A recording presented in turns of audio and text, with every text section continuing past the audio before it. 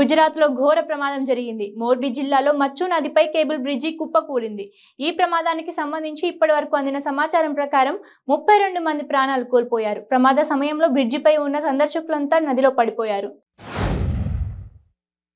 Congress party అగ్రనేత రాహుల్ గాంధీ చేపట్టిన భారత్ జోడో యాత్ర షాద్నగర్ నుండి ప్రారంభమై ముందుకు సాగుతుంది. ఈ పాదయాత్రలో రేవంత్ రెడ్డి, మధు యాష్కి గౌడ్ మరియు మాణిక్కం ఠాగూర్ పాల్గొన్నారు. వికారాబాద్ జిల్లా పరిగిలోని తన నివాసంలో ఎమ్మెల్యే కొప్పుల మహేష్ రెడ్డి విలేకరుల సమావేశాన్ని ఏర్పాటు చేశారు. 4 ఎమ్మెల్యేలను కొనుగోలు విషయంలో టీవీలో ప్రసారమైన ఆడియోను విన్నానని, తనని కూడా నందకుమార్ అనే వ్యక్తి కలిశాడన్న విషయం అవాస్తవమని ఆయన తెలిపారు.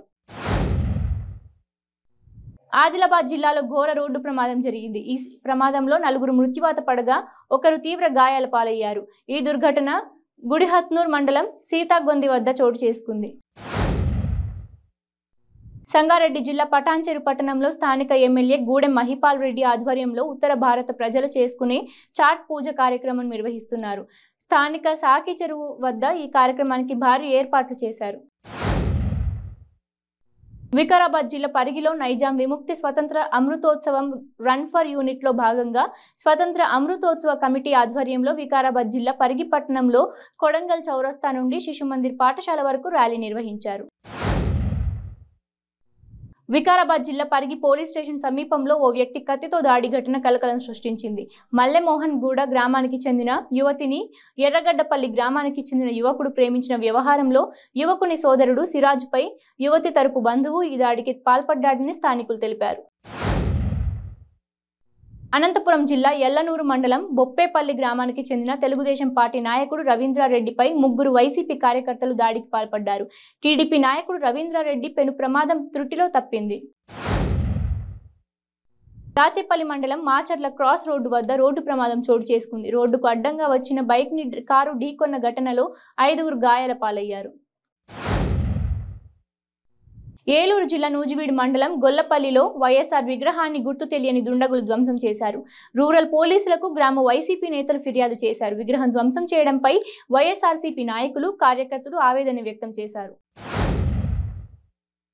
మునుగోడు ఉప ఎన్నికల ప్రచారంలో ప్రజాశాంతి పార్టీ అధ్యక్షుడు కేఏపాల్ విచిత్ర వేషధారణతో వెరైటీ చేష్టలతో ప్రజలను ఆకట్టుకునే ప్రయత్నం చేస్తున్నారు. తాజాగా చిన్నారులతో డాన్స్ చేసిన ఆయన తనపై అతి విశ్వాసమో లేక ప్రచారంలో భాగంగా అలా అన్నారో కానీ ఆయన చేసిన కామెంట్ నెట్టింట వైరల్ గా మారింది. తిరుమల కొండపై బ్లాక్ లో టికెట్లను విక్రయిస్తున్న వ్యక్తిని అదుపులోకి తీసుకున్నారు తిరుమల 2 టౌన్ పోలీసులు. కర్ణాటక రాష్ట్రం చింతామణికి చెందిన కేశవమూర్తి అనే భక్తుడు ఇచ్చిన ఫిర్యాదు మేరకు కరుణాకర్ అనే వ్యక్తిని అరెస్టు చేసి విచారిస్తున్నట్లు తెలిపారు. విజయనగరం జిల్లా బర్లి గ్రామంలో ఏనుగులు బీభత్సం సృష్టిస్తున్నాయి. గత 5 రోజులుగా ఏనుగులు పామాయిల్ తోటలు, వరి చేలు, అరటి తోటలు నాశనం చేస్తున్నాయని, కంటి మీద కునుకు లేకుండా చేస్తున్నాయని గ్రామస్తులు ఆవేదన వ్యక్తం చేస్తున్నారు. చిత్తూరు జిల్లా పల్మనేరు గంగవరం మండలం మల్లేరులో మహిళ దారుణ హత్యకు గురైంది.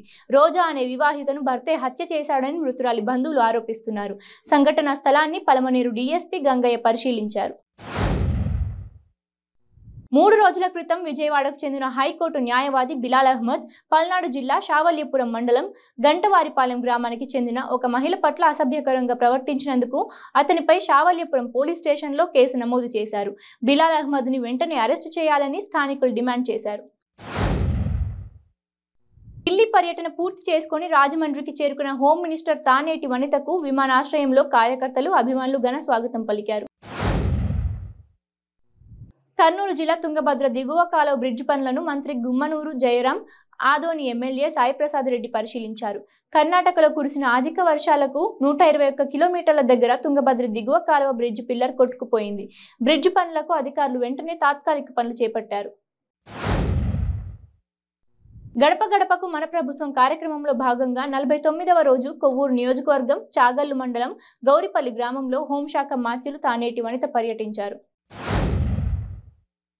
కృష్ణా జిల్లా ఉయ్యూరు గండికుంట బైపాస్ దగ్గర రోడ్డు ప్రమాదం చోటు చేసుకుంది. కారు ద్విచక్ర వాహనం ఢీకొన్న ఘటనలో ద్విచక్ర వాహనంపై వెళ్తున్న మహిళకు తీవ్ర గాయాలయ్యాయి.